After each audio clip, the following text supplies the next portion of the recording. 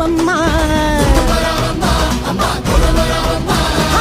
పెద్ద పులి మీదెక్కి కుంకుమ బొట్టు పెట్టి కత్తి బెల్లం పట్టుకుని రావే మైసమ్మా.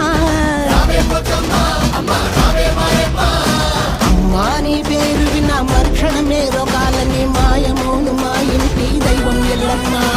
రాక్షసుల తలతుంచి కపాలాలు ధరించి కొండంతా అండని రావే పెద్దమ్మ. దీపాలు పెట్టి రోజు నిన్నే పూజిస్తాం, పుల్లు నడిచి పాపాలన్నీ కడిగేస్తాం.